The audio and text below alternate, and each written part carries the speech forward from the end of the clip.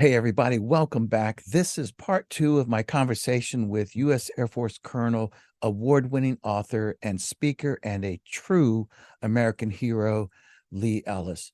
Colonel Ellis was a fighter pilot in Vietnam who was shot down, captured, and then spent 5.5 years as a prisoner of war in the infamous Hanoi Hilton. He was captured on November 7th, 1967, and was released on March 14th, 1973. He was one of the youngest junior members of this POW camp, where he was a prisoner with Admiral Jim Stockdale and Senator John McCain. Lee Ellis now speaks internationally on the subjects of leadership, human performance, organizational integrity, operational effectiveness, and personal accountability. Now, part two of Unbroken Wings, Unbroken Spirit, Surviving Hanoi Hilton as a Prisoner of War. So, Lee, you've already kind of gotten into it a little bit, but I do want to ask you sort of the general question about what were the early days at the Hanoi Hilton like? Yeah, that was we had no idea what to expect. It had taken me 2 weeks to get there, and then I went through an interrogation with three other guys, and they're the three that rode the truck up from Bend to Hanoi. We'd been together for several days, and then we had this office manager, you might say, the camp officer, who had worked hard to memorize a lot of American idioms. And we sit on these low stools now. They're higher, so they have to look down at us. We have to look up at them. See, and he's sitting there with the. And that was intentional, right? Oh yeah. Yeah, to make them superior or whatever. Okay, got it. Right, got it. Yeah. exactly. So we have to be looking up to them, and so he had a camp turnkey on either side, guys that had the keys and kind of ran the show in each block, and guards behind us with their AK-47s. And he sits down and he goes like this. And now the fat is in the fire. And of course, I'm sitting there, my first night at a POW camp, actually first day at a POW camp. And this guy says this, and I just want to break out laughing. Say that again one more time. And now the fat is in the fire. The fact is in the fire. That's an old saying, from the South. That means you're in trouble. You're in trouble. Okay. The fat is in the fire. It's going to burn, Okay, the fat is in the fire. Got it. Oh, yeah. You're going to be sizzling here ahead in the days ahead. And so it was scary, but at the same time, I just almost broke out laughing in his face, And anyway, so that was my introduction, the first English words in the Hanoi Hilton. But he went on to tell us we had to follow the camp rules. So they were posted in every cell on the door, inside of the door of every cell there, which basically said that we couldn't communicate with anybody. We had to do everything they told us to do, always obey them, that kind of thing. Were they particularly you talked about, of course, the one man that brought you up there, and he had a conscience, obviously. Yep. And I don't know how many, say, Vietnamese that you interacted with, but were they? What was their typical demeanor towards you and your? Well, comrades? The people in the camps were generally the turnkeys had to be people kind of neutral. I see. They would tell us what to do and kind of mumble some broken English. Yeah. They didn't, they kind of frown at you sometimes, but they didn't try to harass us. Okay. Their job was to open the door, let us go out to bathe if we went out that day to bathe, let us go out to empty the bucket. Now we're in a 6.5 by 7 foot cell. Jeez. Okay, 6.5 feet is 6 inches wider than my arm spread, and 7 feet a foot deeper. And there's 4 guys in this cell for the next 8 months. We went after that meeting with had the turnkey take us to our cell. And the turnkeys really opened the doors and let you come out twice a day to get your food. We got served a meal in the morning about 10 o'clock and about 4:30 in the afternoon, pretty close together. That way it fit their schedule. And we had basically 6 months of watery pumpkin soup, 3 months of cabbage soup, and 3 months of what we call sewer green soups, which are like chopped up lily pads. The good thing was it was boiled, and that killed the germs. The bad thing, there was sometimes some bugs and worms floating in it at different times of the year. It depends on what was hatching out. Yeah. Sometimes there'd be a pig's eye in there, or you never knew what was going to be in there. But uh, and then in addition to that, there was a cup of rice or a small baguette of French bread. That fat baguette of French bread was really our protein. Yeah, I get that. So Lee, what was what were the one or two or whatever the most challenging aspects for you personally? Well, the fact that I had three cellmates and I wasn't by myself was a real plus. Yeah. Um, the fact that we were alone and isolated, our cell walls did not touch any other walls. That's how isolated Oh, that interesting. part of the Hanoi Hilton was that I was in. So that was a little bit concerning. But I think the thing that bothered me the most was when I was pulled out for interrogation. They wanted me to fill out they brought a 3-page biography for us all to fill out in our cell. And so the three of us, we put down, one guy put some stuff in, the other three of us just put name, rank, service number, date of birth. Mm, And that was it. I know that pissed them Uh, off. then a few days later, they called us in and said, "You didn't fill it out. You must do it now." And I said, "I'm not going to do it." And we were by ourselves then. And they pulled us all out at that day and said, "Not going to do it." And so they brought the torturers in. They put us in handcuffs and leg irons and put us on. They really wasn't the real torturers, but it was going to be humane torture. So they put us on our knees on the concrete slab floor, and we had to we were in handcuffs, but we had to put our arms over our head on the wall. So after a few hours, I sat back down and they came in and grabbed me and started kicking me and hitting me and put me back up on my knee, pulled me back up on my knees. So I went a few more hours and same thing happened again. And then the third time I went a few more hours and same thing happened again. And finally I decided, I can't beat them at this. Somewhere in there, I've got to do something different. Yeah. So I decided I would fill in the 3-page biography, and I said, "Okay, I'll do it." And I did. They took the handcuffs off, and I did. And I was in leg irons too at that time. I filled in the 3-page biography, but the only thing I put on there that was true was my father's first and last name, hoping someday I'd write a letter home to my Oh parents wow. Wow. and get one. So everything else was a lie. And so finally they sent me back but they put me back in the handcuffs and left me there for 2 or 3 hours. And I'll tell you, I was the worst feeling I've ever had. I cried like a baby. I felt like I was the most worthless person that had ever worn a uniform because I couldn't beat them. I see. Very And interesting. then I get back, and And one of the that's guys, not the fighter pilot's mentality for that's sure. right. You I know. get back to my cell, and one guy's already back, and then the other guy, the toughest guy in the room, who was the New York State wrestling champion, he lasted a good bit longer than me, but he came back later, and we all had done the same thing. And then when we finally got communications in the hall there a little bit, we found out that everybody had been through the same thing and done the same thing. They Mhm. could make you do something, not necessarily what they wanted, Right. in something on these kinds of things, and they wouldn't let you die because you were a Wow. good Yeah. hostage. Yeah. Of So they course. were going to take you to the point of where you would suffering and sacrificing. This is maybe a bit of an odd question, but when you were around, I say particularly your torturers, but just maybe more general speaking, did you did you look at your captors in the eye and what did you see? It's an odd question, but I'm just curious, particularly those that might have been torturing you. Did Yeah. you just see evil people, or what did you see? The real torture guys, the ones I had weren't the real torture guys Okay. at that point. The real torture guys were psychologically sick, Okay. psychopathic. They were and terrible.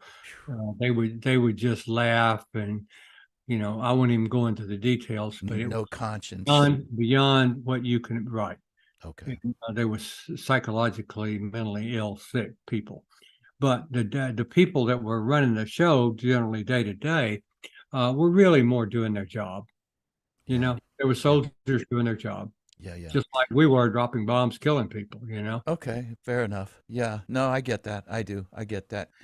So, Lee, you talk about in your book about Viktor Frankl. He wrote the great book Man's Search for Meaning. Yeah. It's a powerful book that some may or may not recognize. I recommend it at pretty much every speaking engagement, Yeah. any workshop I do, because as you well know, it's about an Austrian psychologist who found himself in Auschwitz. And wow, just chills going up my spine thinking that you experienced what he wrote about. But he talks about the power of meaning and purpose in tough times. Talk about that. What helped you through all of this? I think we believed in who we were and what we were doing. You got to Mm, believe in yourself. And although after experiencing that torture, I had some doubts about myself. And I can over the imagine. years, we all came to learn, living with people locked up. One cell I was in, over 50 guys for almost 2 years. And you're going to get to know them well, and they're going to get to know you. And you learn to be authentic, for one thing. Secondly, uh, you know what your purpose is, and you're committed to it, then you're willing to suffer for it. And Wow. so we were committed to suffer and be willing to, that was our job, and we're going to resist the enemy to the best of our ability. And then we're going to bounce back. If they make us give in and give something, we're going to bounce right back and come back. And that's what we did. And the fact that our leaders set that example, they went through the most torture, spent the most time in solitary confinement. We had 3 senior leaders that were there 7.5 years. They got captured Goodness early in the gracious. war, in the air war, and they set such a great example for us. And they bounced back and stayed positive and believed in what we were doing. And it really created a culture that was incredible. Yeah, and you talk about them in your book. I think Yeah, Risner, Jim Stockdale, who's you're right. well known to so many people in the Stockdale paradox, and then Yeah, Denton. So yeah. maybe just tell us a little bit about how they impacted you, or Those three guys were the three senior ranking officers, and they supported each other if they were in the same camp. Reisner he was Air Force. He was the senior guy, and Denton and Stockdale were right behind him, pretty close together. And Stockdale was a senior Naval Academy, naval guy, not Navy. He was Naval Academy, but senior naval guy. what rank was he at the time? I They know were he's they were all '05, which would be a okay. commander in the Navy and a lieutenant colonel Lieutenant in Colonel. the Air Force. Okay. And they'd all been in the service, 18 to 20 years. Okay. And they came in right after World War II, and they were captured in 1965. Mm, So goodness. they were just hitting 20 years when they got captured there. Yeah. But they were incredible leaders. They were tough. They were tortured the most, spent the most time. They all spent more than 4 years in solitary confinement. Yeah, Goodness gracious. we had covert communication, so generally we would be able to get in touch with them, and they would get in touch with us, and they would tell us what was going on with them and they had suffered, but they had bounced back, and it's and just and and they were then a sense of they for you all their leadership was paramount, right, to be able to observe them absolutely. and how they directed you or really inspired you maybe. They were, here's the thing about leadership.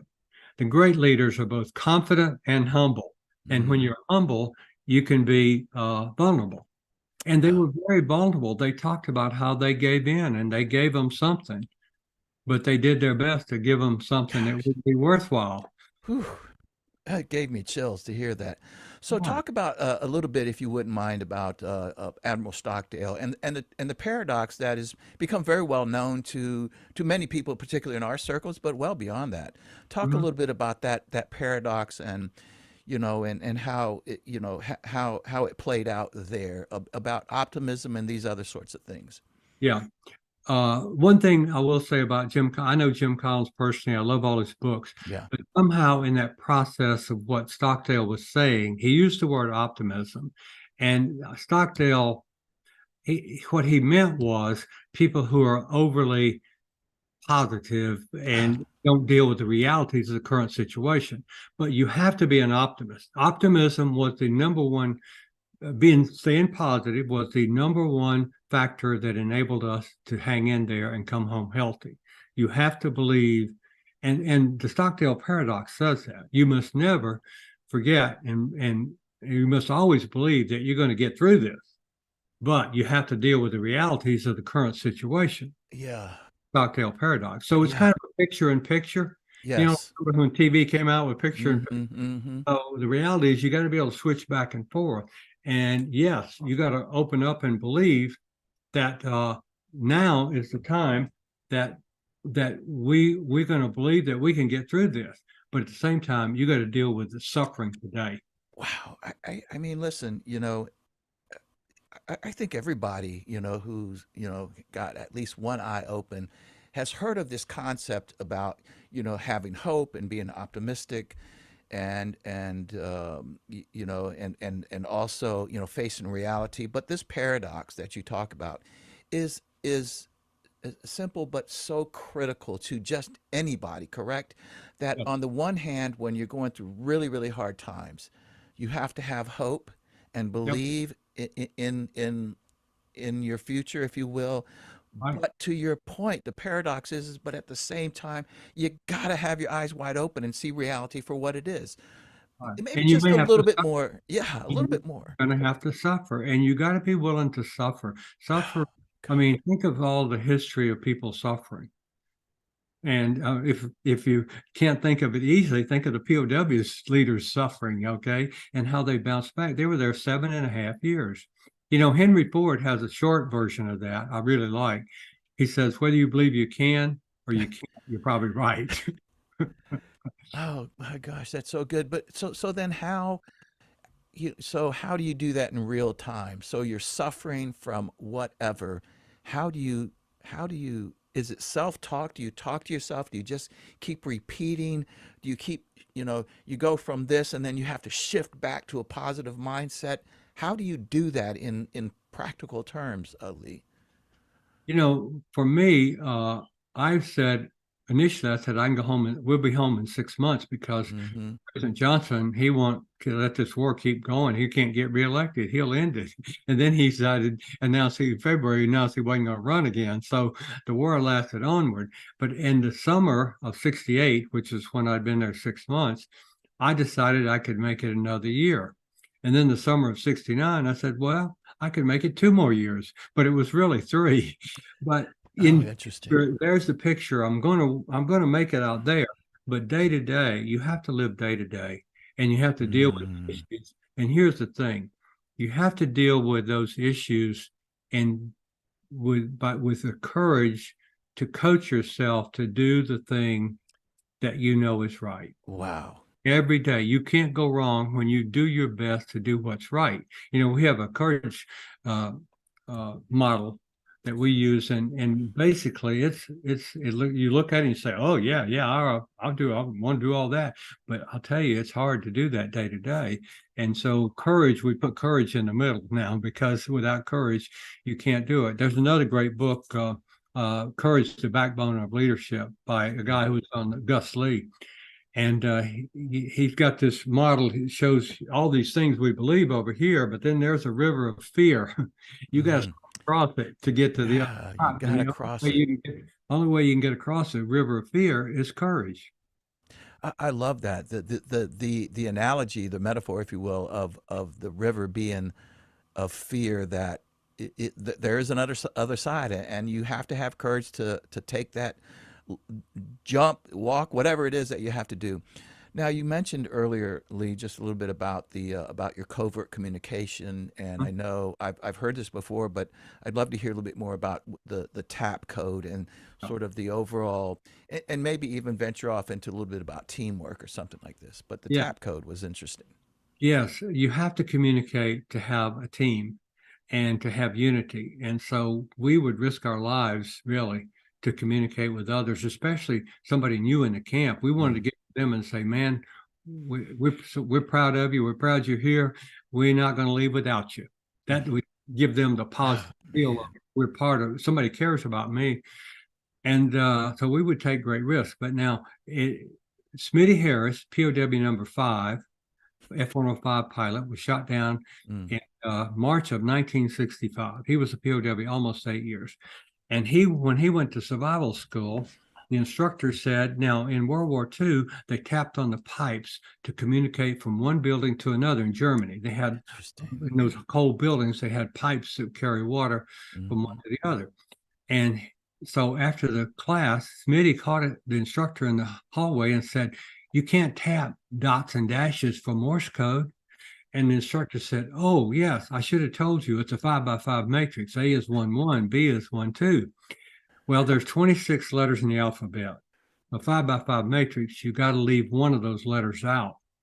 Well, when I first got it, the guy that came over and whispered into my window, says, "You guys got the tap code?" I said, "No." He said, 5x5 matrix, A is 1, 1, B is 1, 2. And about that time, the guard came over and slugged him and dragged him away. And so we didn't know what the missing letter was. So I said, "It's probably Z. You know, we're not German, so probably don't use Z that much."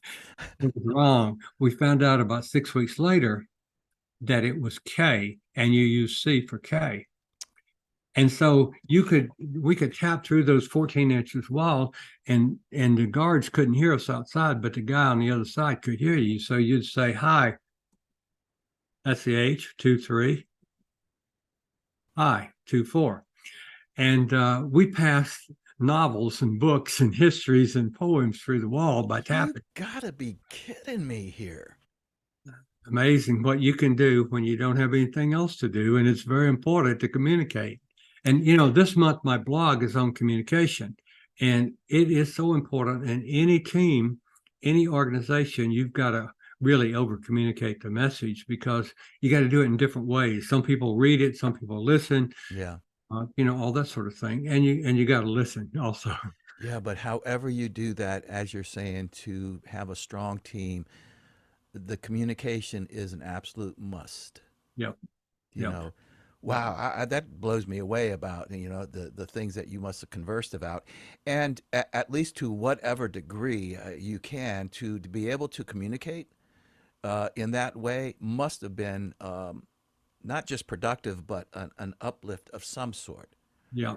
Now, here's another point. Another guy came up with a hand code. They got separated in U camp, and they in little buildings with 8 or 10 guys in each building, and they could see another building over there, a big cell like a building, but they couldn't tap on the walls, and they couldn't yell out at them because the guards were there. And so they came up with a hand code in one afternoon: A, B, C, D, E, F, G. You can see how it's easy. So you could say, "Hi, TD." We had shortcuts a long time before cell phones. TD. Yeah, emojis. Yeah, that's right. LTRS, period.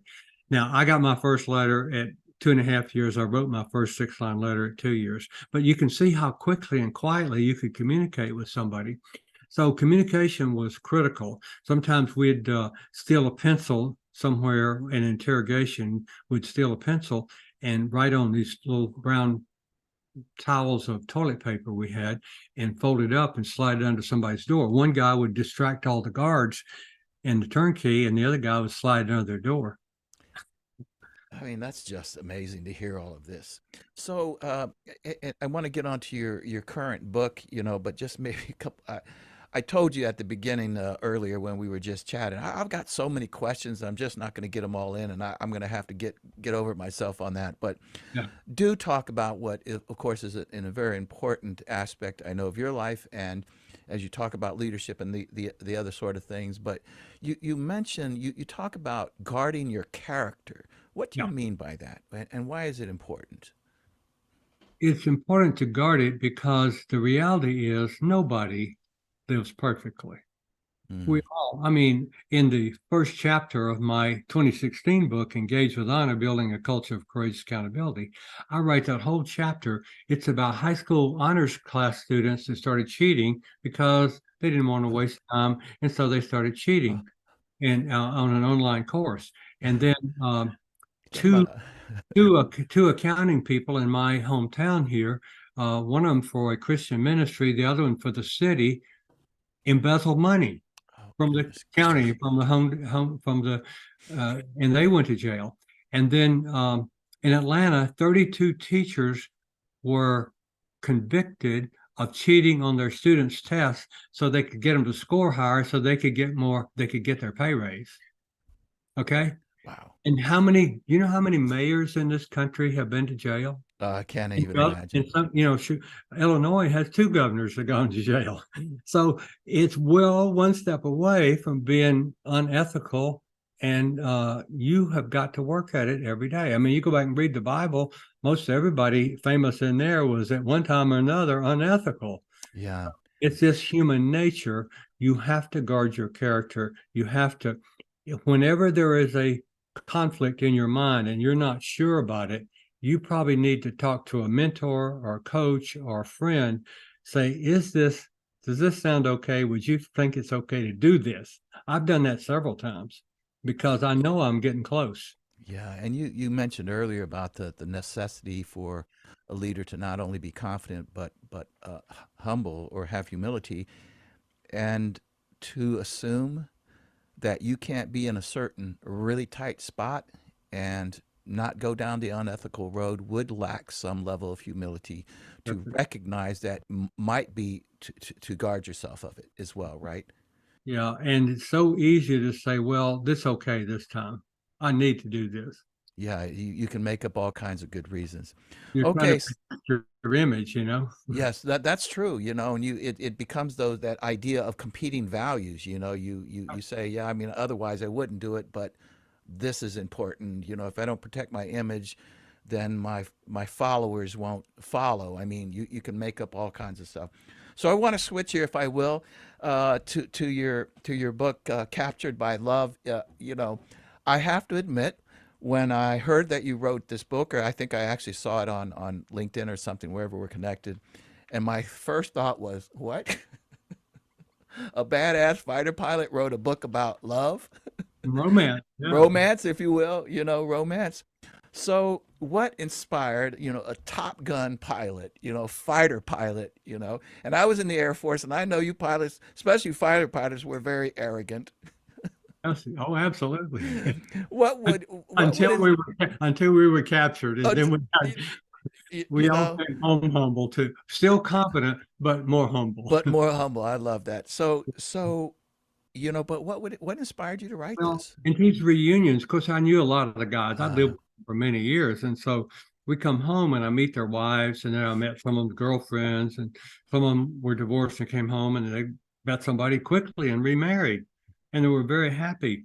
And I kept hearing these stories though of romance and all this, and I thought Hollywood couldn't write a script this damn. mm-mm. Somebody needs to write a book about this. And then Yeah. several years later, and we hear about it these at reunions, and several years later, I realized nobody's writing a book, and we're all getting old. And I'm one of the youngest ones who was there more than 5 years.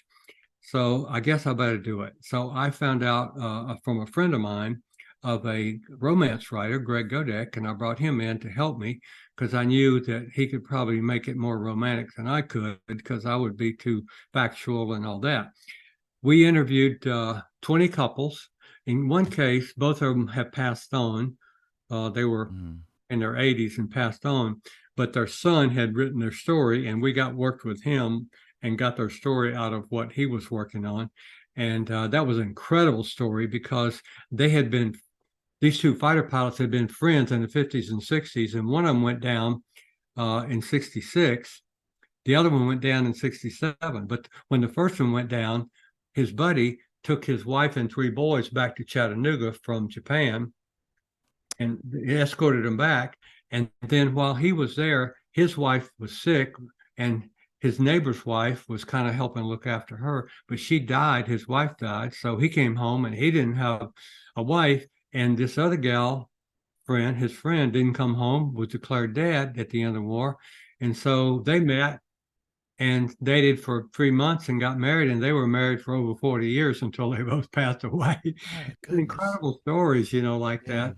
And then single guys like me that uh, finally met the one. I dated a lot of girls, but they were So you all, weren't married when you were in Vietnam I then? was single. Yeah. So we have half of this 20 stories are married guys who stayed married. About a fourth of them are married guys who were divorced and came home and met somebody and been married a long time, Yeah. and a fourth were single. There's I want to do this very quickly, that the it's fascinating.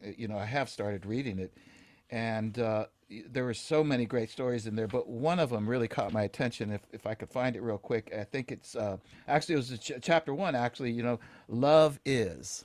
Yeah. Love is, and then you go on and describe the different ideas about what love is. Love is marrying your college sweetheart. Love is flying. No surprise there. Love is family. But you also go on to, you could just almost read these headings and learn about building a better relationship or marriage. Love is waiting. Hmm. Love is, and this is the one that I love the most. Love is taking action. You know, love is a verb, right? It's what you do, and those sorts of. Love is knowing each other. I mean, it's just so beautiful, and I have to show there it is right there. It's an absolute beautiful book with some beautiful stories in it. Did you have sort of an overall? I mean, beyond somebody's got to write this. Did you have an overall purpose for it, Lee? Did No, you have I like an didn't. intention? I didn't. But once we got the stories, I Yeah, did, I see. because several things we highlighted the great work done by the women. Ah, So they needed to be recognized, and people need to know that they yeah, changed the policy of the U.S. government, the MIA wives, POW MIA I wives, see.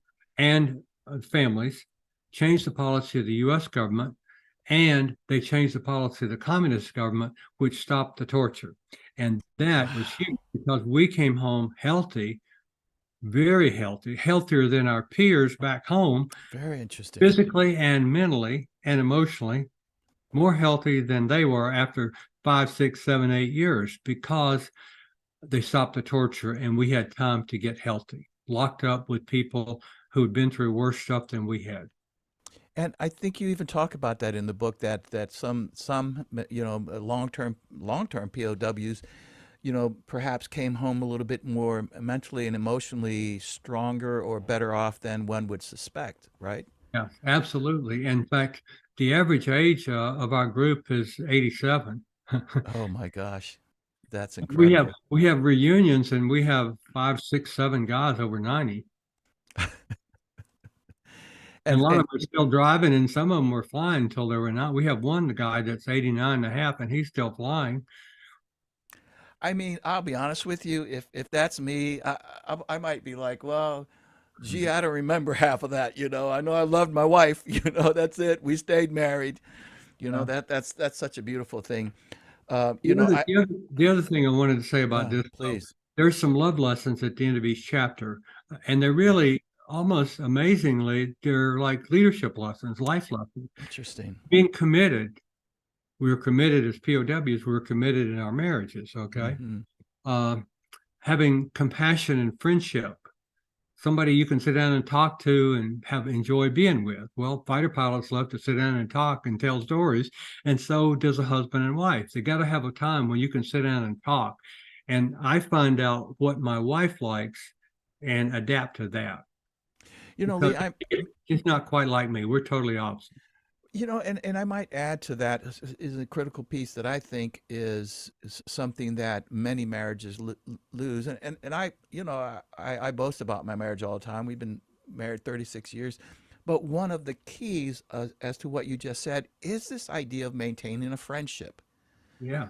When her and I sit down for a dinner somewhere or something, we actually talk about stuff, like, I mean, almost like we're friends, as opposed to Yeah. maybe just staring at each other or staring at our phones. But I think that's a key element there, right? About being friends.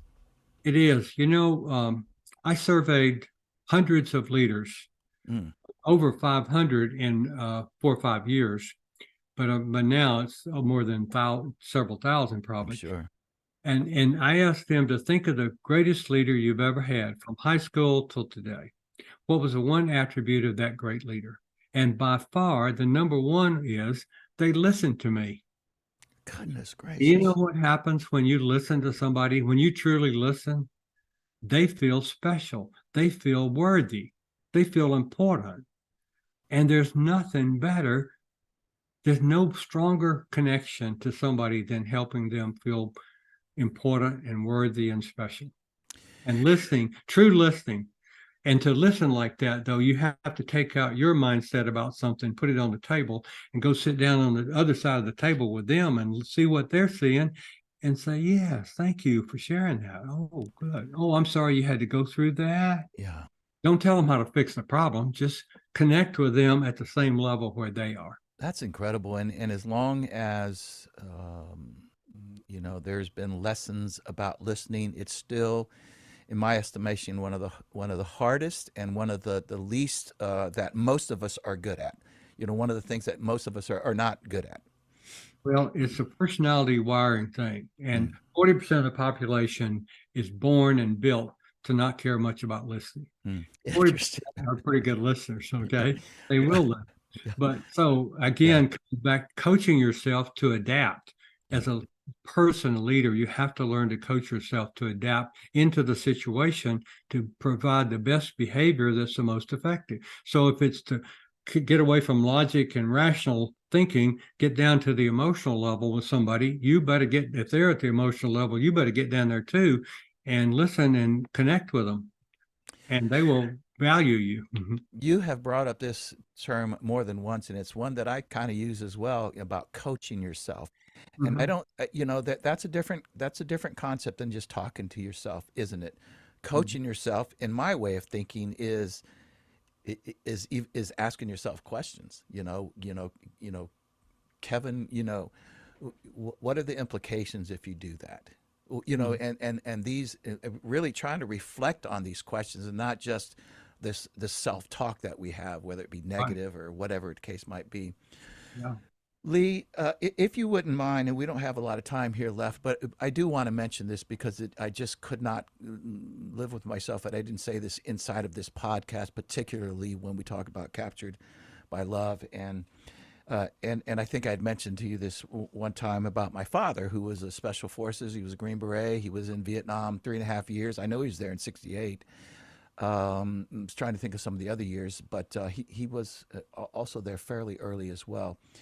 But I think it was his maybe his second tour or something like this that he was shot and wounded. It was a crazy story that how this all happened. But in any event, so they evacuated him, and he ended up either in Thailand, the Philippines, in the hospital.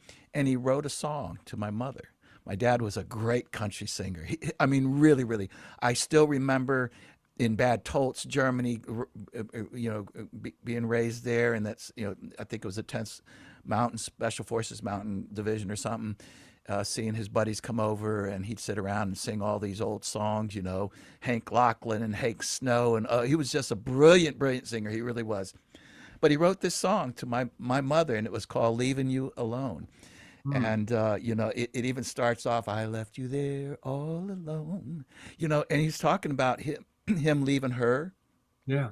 So he writes the verse about him leaving her there, and how he left her there alone. And then the second verse was her. He wrote it, but was her writing back to him saying, "You left me here all alone, but it's okay. I'll have faith. I'll be here."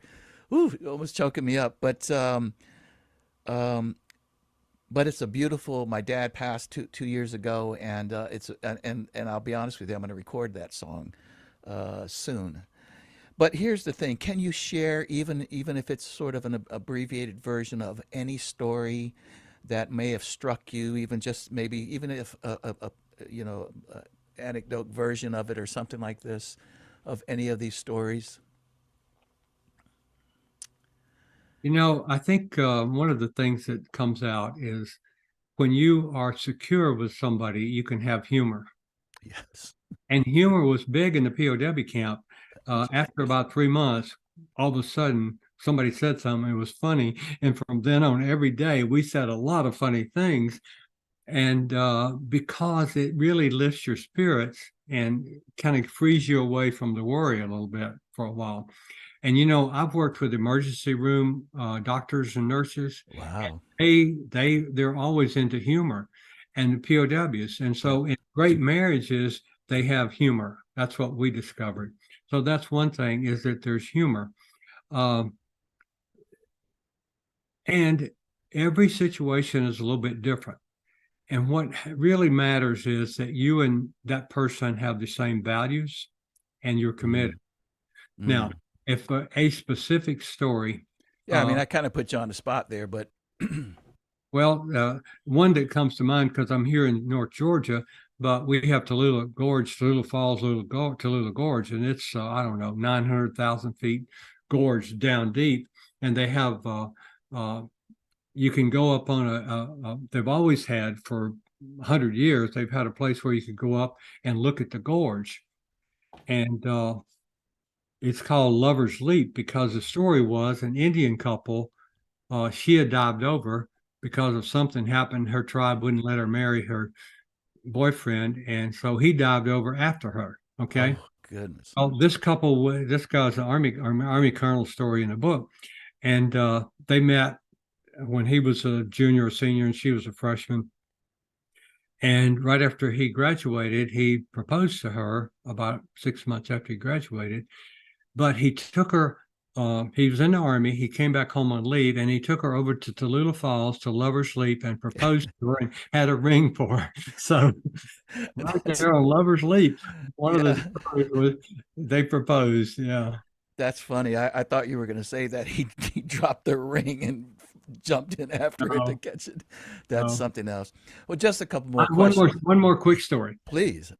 And at we came home in February, March 1973. They had a big reception dinner for us, the largest dinner ever at the White House, May the 24th. The next, the week after that, or June the 5th, I think it was, Saturday, Ross Perot and a lot of wealthy businessmen in Dallas put together at the Cotton Bowl on Saturday evening a big show. And they had Tony Orlando and Don and all those people there, had all these dinners. Well, we had a dinner on Friday night there, and Saturday afternoon we had a parade there, and then Saturday night we went to the Cotton Bowl, and now the end zone is set up with a stage, and Bob Hope was the MC, and Bob Hope invited Tony Orlando on, and they came out, and the number one song in the nation, almost the world, when we came home in February, March, April of 1973 was Tie Yellow Ribbon on the Old Oak Tree. Okay. And so Tony Orlando sang that song, and there's two stories where they talk about that evening. And one of them is a guy whose wife had divorced him when he came home. She said, I'm out of here. They didn't have any children. And the other gal, her husband was declared dead. He was a Marine helicopter pilot. He'd been gone 5.5, 6 years. And she's sitting there, and he's sitting there. They had a friend date. They didn't have anybody they were serious about, just took them to the event. And he's sitting there and she's sitting beside him. He looks over. Tony Orlando and Don are singing that song. He looks over.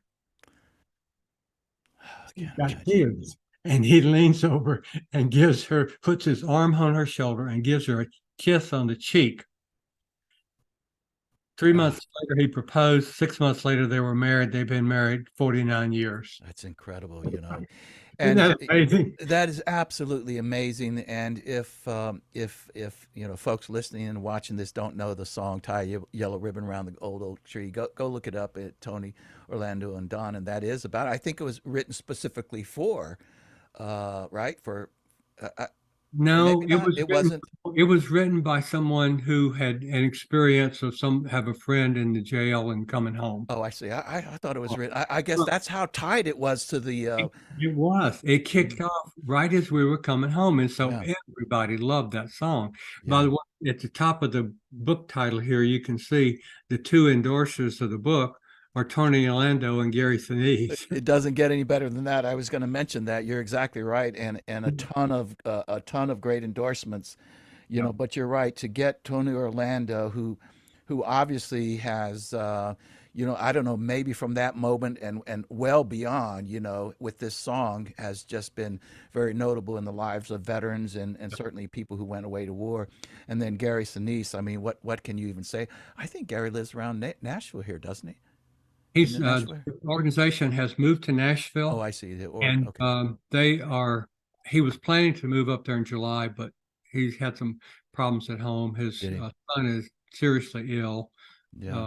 and his wife has had some struggles too. So And you and him have become good friends, as I yeah. understand it. Yeah, Mhm. that's fantastic. Well, just a couple of quick questions. I can't escape this one, Lee, about the importance that spirituality, your spiritual beliefs, and Yeah. how that played a part in not just for you, but since we're talking about captured by love, but certainly for you and perhaps the wives of those that maybe you interviewed. Yeah. Well, I grew up in a very strong Christian family. Went to Mm. church every Sunday and read the Bible a lot growing up, memorized Bible verses. So that was a big part of my life, and I totally trusted the Lord. Well, when I got captured and they didn't kill me, I knew I just had to do my job, and God was going to take care of whatever else needed to be taken care of. I just have to do what I can do and not worry about the outcome. And sure enough, that happened. Uh, Several guys hadn't been to church in years. And as they were coming down their parachute, they looked up and started praying and said, Lord, I'm sorry I hadn't talked to you lately, but I need you now. And those guys, their lives just totally changed. They would spend hours a day praying, especially when they were in solitary confinement. And even in a room of two or three or four guys, you had a lot of quiet time in there every day. So guys would spend a lot of time praying. And then those who knew memorized Bible verses, we passed those through the wall to people that wanted people to say, "You got any more Bible verses?" They wanted to learn because when you know that you're not in control, Mm. you start looking up to the Lord.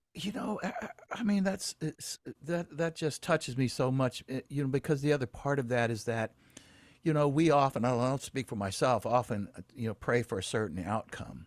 But Mhm. if you build this certain faith where you recognize that God is in control, and that you may go home, and certainly that's what you want, but if you don't, you have this belief about what happens after. Maybe we Right, could say you truly go home. You see, right, right.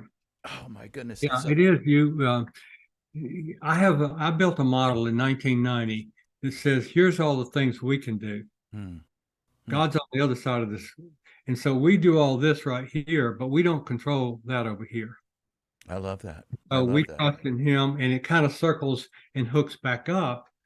You free him to do what he's got in mind, I'd love to see that model. I really would, and genuinely would. Send that to you. So two more questions. My wife wanted me to ask this question about this concept of love languages. Was that, did you, before it became a thing, was Yeah. that something that came through in some of these stories about the love Oh, languages? yes, I think so. Especially in ours, because we're totally, my wife Mary and I are three standard deviations apart on patience.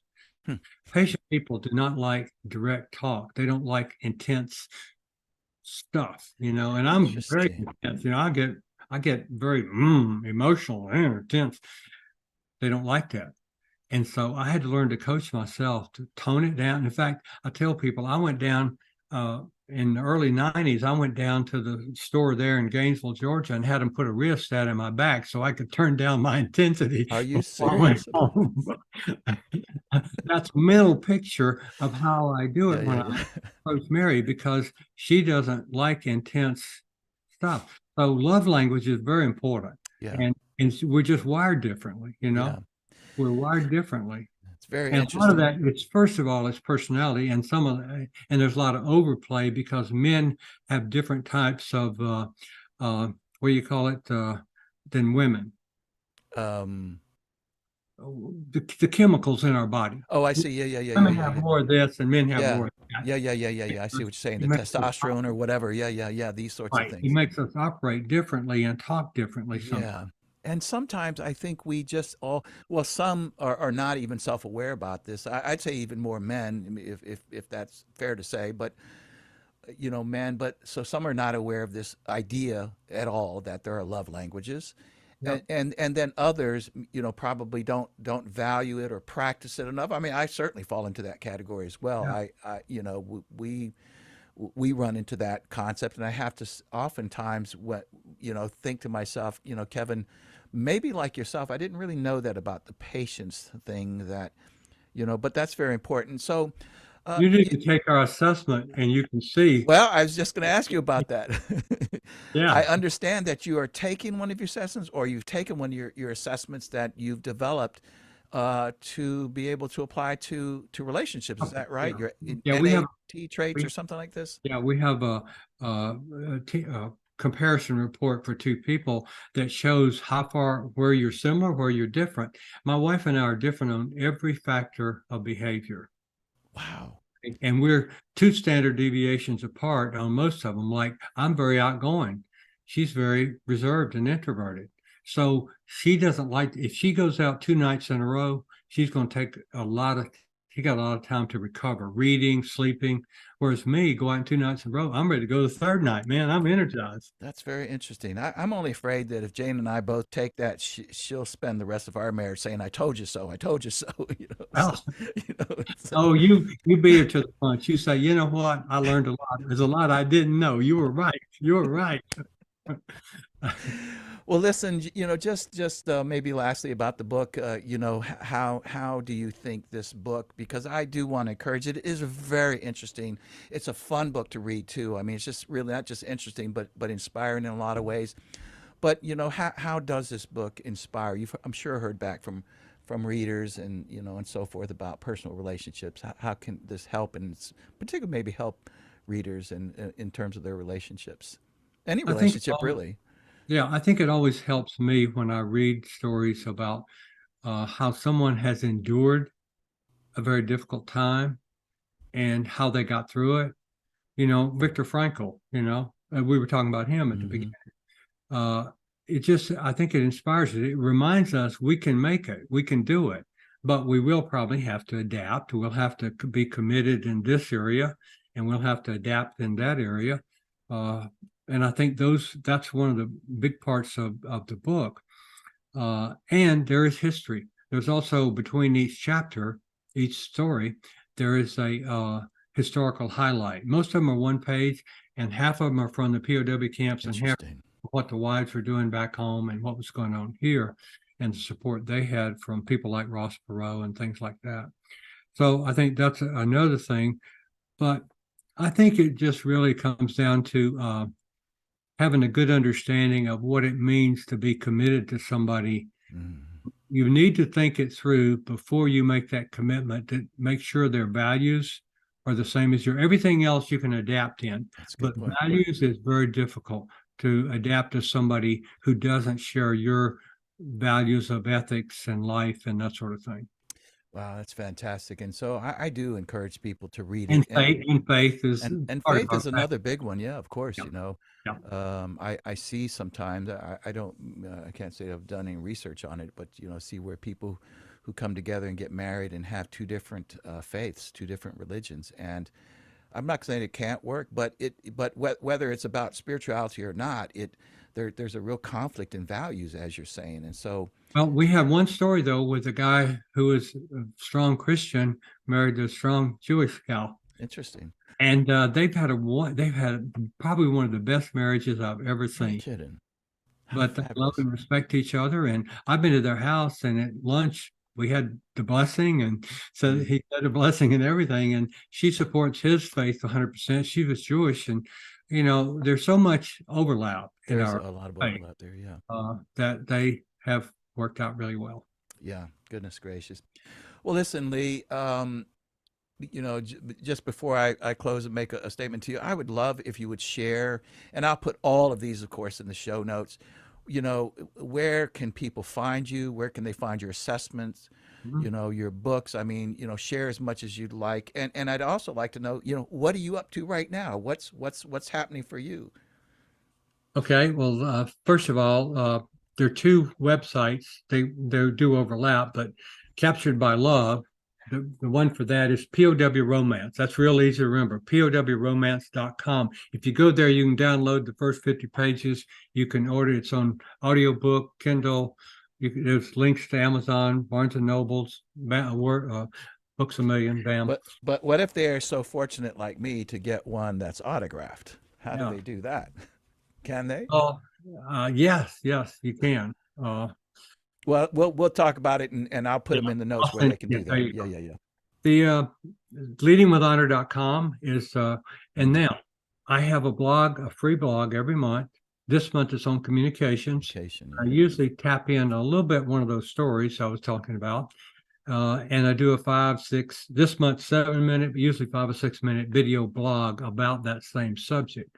But there are a lot of free handouts on there. The honor code is on there. Oh my goodness, go get the honor code. It's a 1-page color graphic and 7 articles in there. 6 are in a circle. Courage is in the middle. Go get that. All those kind of things are leadingwithhonor.com. Now, and I know that you leadingwithhonor.com. Yeah. Mm-hmm. Yeah. And I know you do speaking events, keynotes, and maybe even, I don't know, maybe you do workshops and certainly work with a lot of leaders, and same place they go find you at Leading with Honor. Yeah, leadingwithhonor.com, and you can reach out to our office mail there, and we'll follow back up with you. I just spoke on Monday, spent the day up in Burlington, Vermont, with a company that does some unique work, Champlain Cables up there, and wonderful team, and great. I've worked with them before. Tonight, I'm speaking to 250, 300 men at a North Metro church here. It's called the Man Church. And most of these are all business leaders in North Atlanta there. Sure. And, next week, I'm doing one with another big company. So I'm doing a lot of speaking and doing a few leadership workshops still with these companies. And it's been fun and great. And the military. I still do workshops and speak for the military. Yeah. Yeah. Well, listen, Lee, of course, I'm a retired Air Force, and but I often say, and I'll say it again here today, as we're talking, that all of us veterans, doesn't matter, really our ranks or the service that we were involved with. There's a lot of camaraderie here, but I also, I also know that. Let's just say, I was in during time of war, but I never went to war. And I know for a fact, and especially having my father who also did that, Purple Heart and Bronze Star and all these other sorts of things, us veterans, just the general veteran who served, has such great humility and admiration for people like you who went through things that even us veterans that no other people might have been involved in war can't imagine. The endurance, and I know you're a sought after speaker, and I must say and you should be. And I'm so grateful to you as a fellow veteran, but as a human being, that you did what you did, and now you're sharing all of this with the rest of us to know this. Thank you, Lee Ellis, Colonel Lee Ellis, for taking the time and for your service. Thank you, Kevin. Thank you for what you're doing. I'm still doing what I'm doing because I've been blessed. I believe this is where God wants me. And when that time's up, I'll step back and keep going. But the message to share, I think, is very much in line with God's love. It's powerful. And when you smile at somebody, I told the Chief of Staff of the Air Force, General Brown, I was up in his office last November, and I said, General Brown, I said, you're such a great leader. I said, I got this podcast, and you talked about walking out of your office and coaching yourself before you walked out the door. Very interesting. And TQ, now, if you meet somebody in the hall, smile and say good morning. And that's powerful. Wonderful. It's, people ask you, how do I be a better leader? Well, walk out of your door, and when you see somebody, smile at them. How about that?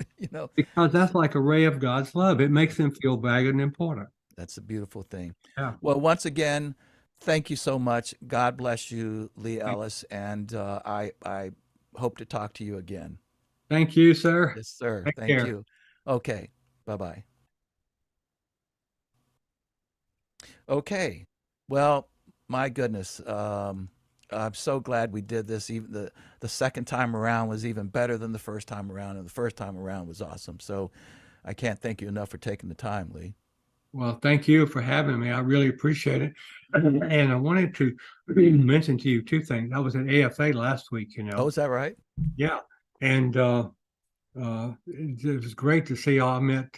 Is that up in DC? I mean, or is that It's always up there now, okay? but it has been. But they moved it over to the big hotel there. There's one in Nashville's where they started it. Oh, no kidding.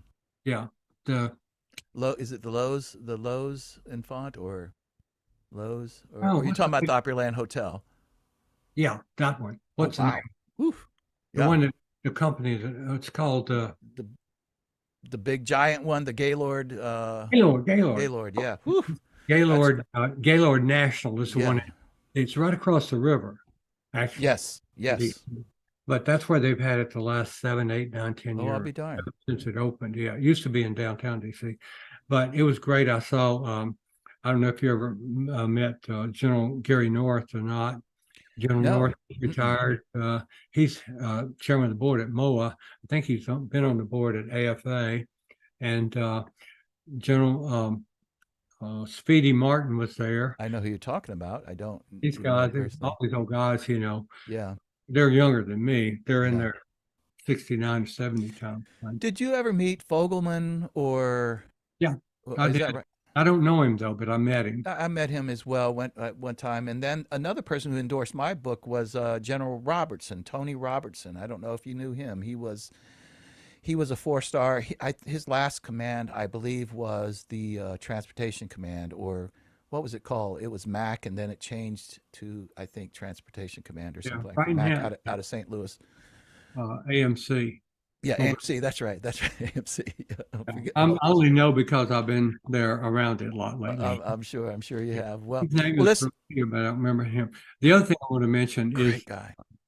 the Green Beret. I think I mentioned this before that I'm part of the on the board at the uh, Their foundation, or Sante Group, the Sante Green Beret Group.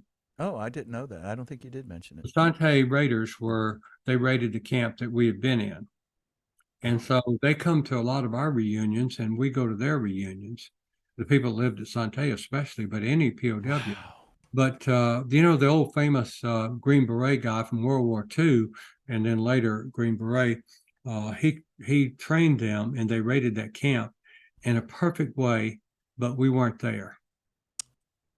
And only one guy got broke. Only injury was a guy broke his ankle when they crashed into the one helicopter crashed right in the middle of the camp, and it hit a tree limb and crashed in more, and a fire extinguisher fell off the wall in the helicopter and came down flying across and hit him on his ankle and broke his ankle. Unbelievable. Was That was that the only injury. was that by chance Beckwith, the one He you're talking about? Beckwith, no, Beckwith was on the team that from the Pentagon that managed them. Okay, because my dad worked directly for him when we were in Bad Tolts at the 10th Mountain. Yeah, Yeah. Beckwith was on the group that kind of planned that.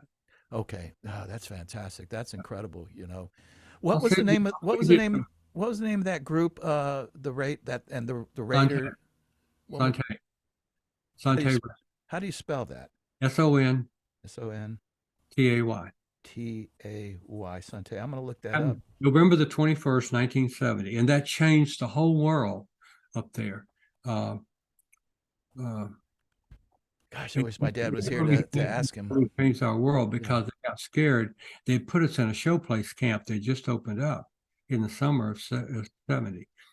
And when that raid happened, they moved us out of there and took Okay. us back to the Hanoi Hilton and put us in these big cells. And that's when we really got organized and had classes and all that. Yeah. I didn't ask you, Lee, because you didn't mention it, and I didn't see it mentioned in other things. So I didn't ask it just out of politeness. But you didn't mention McCain at all. Was he there also at the same time, or? Oh, yeah. I was captured 11 days. I just didn't think about it. I was captured 11 days after him, and we came home on the same flight. Oh my goodness gracious! Yeah, I can Well, I can send you a couple of pictures. Did you post this? I will post this absolutely. As a matter of fact, listen, if you just have a second, let's just pretend as though I asked you about McCain because I just wasn't sure if there was maybe some reason why you didn't. So I'm just going to ask you real quick, and then I'll edit this in there. Okay. So Lee, you talk about Stockdale and some of these other big leaders. I'm curious about, Senator John McCain. Did you serve with him? Was he? I mean, serve with him. I know he was a POW for many Yeah, years as yeah, well. yeah.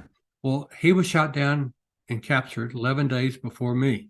Oh my And goodness. we ended up coming home on the same flight out of Vietnam on the same day, same flight. Uh, and we were in the same camp, not in the same camp for the first 2 or 3 years. And then when they put us all back in the Hanoi Hilton, we were in the same camp, and he was 2 rooms over from me. These big cells there. His cell had about 45 guys in it. Mine had about 55 in it. And I knew he was there, and I knew who he was because his father was a 4-star commander in the That's Pacific. right. That's right. But he And was Navy, wasn't he? Right, McCain. Navy. Yeah, yeah, Oh, yeah, yeah, yeah. Navy. About a third of the guys were Navy aircrew, and 2/3 were Air Force aircrew in the Hanoi Hilton complex of the camps. But he was so badly injured, he probably would have died when he jumped out of the airplane right over Hanoi. He landed in a lake, and his both arms were broken up in here in the shoulder area. His leg was broken. He was in such bad shape. The only reason he lived probably was because they found out and figured out that his father was a 4-star admiral, and they knew he was valuable. And we were all held as hostages, really. Yeah, That's why they tried to keep us alive, and they tried generally not to torture you to death. yeah. They keep you alive. And so they gave him some health care and put 2 guys in the cell with him to look after him because he couldn't feed himself or anything. And he made it through, and he did a great job up there. He really did. He was very courageous and did a good Yeah. job. And I think at the time wasn't he like an 04 or something like this? Was he? I don't recall if he was It might have been a lieutenant command. JC. Yeah, it might have been a 04. 04. Yeah. So, okay, well that's interesting. And you said you flew back on the same plane. See, of course, at the time, I mean, nobody knew who he was. I mean, we know him now as a senator. After the peace agreement was signed, they moved us. Half of us had been moved to the Chinese border during the Linebacker 2 bombing campaign of Oh, 72. And when the peace agreement was signed, they brought us back to Hanoi and put us into groups because the agreement said we'd be released in order of capture and shoot down date and capture, except sick and wounded first. So they put the sick and wounded and the older, longer term POWs back in the Hanoi Hilton, and they put another group in the mid range into the plantation camp, and that's where John McCain and I, we were both captured in 67. Most everybody in the plantation camp there was from July 67 until July 68. I see. Then, so that's where I got to know him because we could go out in the camp yard and walk back and forth, and he walked with a pretty big limp, and Yeah, so I I imagine. went there. Yeah, and even I recall certainly as a senator, most people who observed him, he couldn't lift his arms up. It was Yeah, like a long yeah, term problem. Well, that's amazing. I mean, it's an amazing story, and I appreciate that. So. yeah. Good. Okay, I will put that clip in there. Also, yeah, if you could send me that clip or anything, I will integrate it into this video. Where when we're talking about it, I'll bring it up on maybe on screen or something like this. Mhm. Okay, I'll do it. So, Well, what I may do is just give you access to a whole Dropbox of a whole bunch of pictures and oh, videos. that'd be You pick terrific. out what you want. No, that'd be terrific. I'd love to do that. Now I know you're coming through here because you mentioned you were going up to, I think, Bowling Green, to a thing up there. Either to or from. If the spirit strikes you, shoot me a text. And I don't know if you have my number. I'll make sure. If you want to have coffee or lunch, I know you're probably going to be on the move. Please do. I'd love I'm to sit I'm down thinking with you. about that, but I just don't know. I'm going to stop down there south of you to spend the night with a buddy of mine from Atlanta. Mm, And then the next day, I'm going to get up and drive to Pearson East Foundation, stop in there for 30 minutes, an yeah, hour. Go on yeah. over. I'm literally right off the interstate here in Murfreesboro. So again, I mean, if the spirit moves you, if you can, please do. I'll be going through on Wednesday, the 11th, and coming home on Sunday, the 15th or 14th, whatever. Okay, of October. Yeah, Yeah, yeah. maybe, yeah, Thursday morning. I'll be coming out Thursday morning, the Okay. 12th. So, okay. Fantastic. Listen, thank you so much. God bless you, sir.